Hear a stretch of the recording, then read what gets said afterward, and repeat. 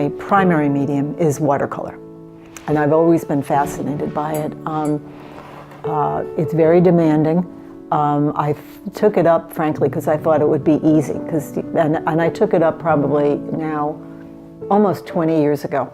My background was not as a professional artist. I had a completely different background in public relations and corporate communications in New York City.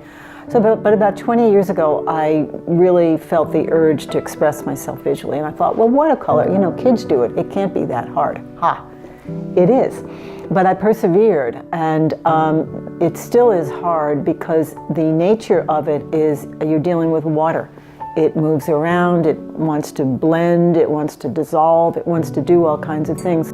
My work, I think, ends up looking loose and free, but it's hard to do. It's hard to make it that way. What I like the most about watercolor is the beautiful translucency of the colors. And that's what I want to convey, and I think you'll see that in a lot of my work. I like to layer it and show that there's more than meets the eye from the beginning. I've become more and more fascinated about the layers that exist in life. There's what we see, and there's what's behind it, and then there's what's behind that, and so on. And I think watercolor allows me to visually explore that. I like to plan, and you can look around in my studio even. You see it's fairly orderly. I like grids. You'll see grids. I like that, but at the same time I like to not know exactly what's going to happen, and that's useful in watercolor you don't always, you might set out with a plan, but you may not achieve it. So then you have a couple of choices. Do you say, okay, then let me stop, let me revise my plan and find a new way forward, or just say, well, what the heck? Lately, in the past few years, I've been much more apt to say, oh, well, what the heck, let me go with that. Whereas before I would have put the piece aside, started all over, tried very hard to attain my original objective. And I think I've gotten freer as time has gone on. And that has to do with life events that, you know, make you either close up or free. And I'm trying for the freedom. For other artists, if you had any advice, what would it be to them? You've got to find your truth and your core. Do what you want to do. That's first of all. Don't do something that somebody else wants you to do or the way they want you to do it. And know your materials. Know what you're working with. I mean, you just have to. You have to be smart about the technical aspects of your paint, your brushes, your paper. In watercolor, paper is so important. Be generous with yourself with materials, and at the same time, I'm going to say, I know that they're expensive. It's a really tough thing. I remember when I was first taking my community college, the first watercolor class, you know, I'd go to the store and find out what a piece of really good watercolor paper costs. Kind of expensive. So your tendency is to buy one piece and then use it really small or be very... This teacher I had said, look, save up some money and go buy 10 sheets of paper. And when I say expensive, a good big sheet of watercolor paper can cost $8, $10. So you're very cognizant, you're working on that, right? She said, save up your money, go buy 10 sheets of paper. Wow, I'm gonna spend $80 on this paper? Yeah. But all of a sudden you have the paper. Oh, well, I bought it, I may as well use it, you know? And that's kind of what happened with me. This teacher always insisted we used very, very good paint. She would not let us use the stuff that you can buy that's called student grade. Makes a difference, because that, I think, is how I get, why I'm so attuned to the clarity of the colors. So yourself, your materials, and then why are you making your art? Is it a hobby? And I can put that in air quotes. A lot of people use hobby as a pejorative word, like it's, oh, that's only a hobby. And there's nothing wrong with hobbies. Hobbies are things that interest you, that you want to spend time at, and you want to devote some of your resources to. Are you doing it to make some money? Are you doing it for recognition, for adulation? All those things, I think that is related to why are you doing it, but you have to be kind of hard-hearted to look at it. It's very, very, very hard to make a living as an artist, any kind of an artist. And of course, there's lots to art. There's graphic design. I mean, corporations are full of graphic designers. That's a good way to make a living as an artist. Art teacher, art professor, etc. But then you also have to factor in how much education you need to get to those positions. But if you're just doing it like I have always, which is just for the joy of it and the expression, I consider myself very fortunate. I've sold some paintings and it feels really nice. Then I go and buy more paper or paint with that. But I've never had to rely on that. You got to look at other people's art. Look what other people are doing and be generous. You yourself know how fragile it is to be an artist. When you go see someone else's work, find the good thing. It's like in art class when you're having a critique. Critique is not, let's criticize that painting. A critique is, okay, what works? What might not work? How could you improve it?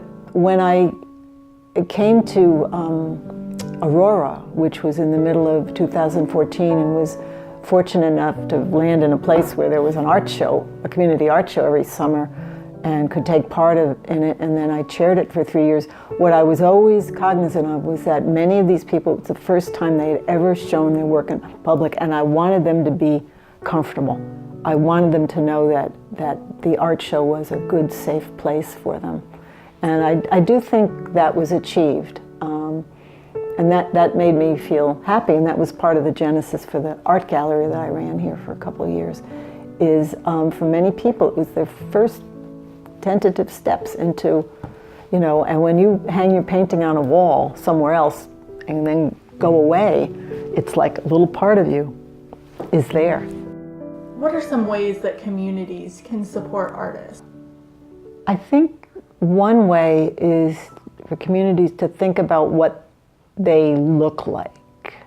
And for example, I am thinking of Canby right now. When I moved here in the middle of 2014, it was evident to me that there was public art going on in Canby.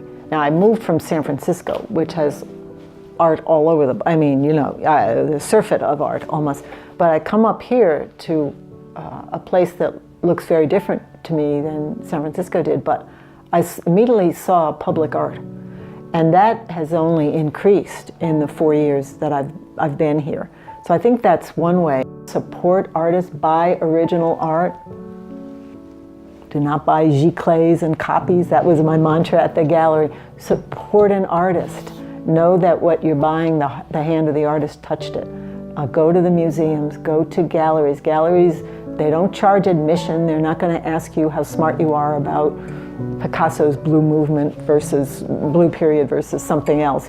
Go and look and keep your eyes open. You hear about communities that get revitalized. Boutiques come in and wine bars and all that, and then along with it somehow comes art. I'm not quite sure how that happens. I'm really not. Maybe it is that the wine bar becomes a friendly place to show art. Like what we have here with the White Rabbit. There's always an art show going on there. I think a lot of it does have to do with friendliness and openness. I think very closed up communities are not, they just don't feel like they'd be good for art. When I came to Aurora, not just my experience of viewing Canby, when I first moved here, I could just feel that there's stuff going on here all the time by people who really don't care whether their name is known. They are driven to make their art. And somehow I feel that as kind of an undercurrent here, and I have felt it from the beginning. And the more people I've gotten to know here, I'm just like amazed at the interesting stuff that goes on here. Where do you see your art going in the future? Wow, that's a really tough one because, certainly over the past couple of years, there's been, my parents died in the past couple of years. There was great illness, other troubles. My art has changed. I didn't set out to change it, but it's a way for me to certainly get healing. an understanding of the world and what lies beyond. I have a great belief of where my parents are. You know, I know they're with God. I want to kind of try and plumb those depths. So if you ask where's my art going, more of that. But how, I don't know, because I've also become much more interested in three-dimensional work, of putting mostly found things together, found natural objects. I took up macrame after a 40-year, not having ever done it, because there's something about the making, the knotting and the making of these intricate skeins of material that feels good to me. So I don't know where it's going. I don't think I'll become an oil painter or an acrylic painter, but I think I will broaden to say, okay, I want to express something. What tools do I have at hand? And I think I would like that whatever I do, that people would look at it and say, oh my goodness, that just brought me some knowledge I didn't have, or brought me to a place that was unfamiliar to me. If somebody comes away saying, wow, I understand a bit more about myself, about why people spend their time doing this, and that'd be good for me.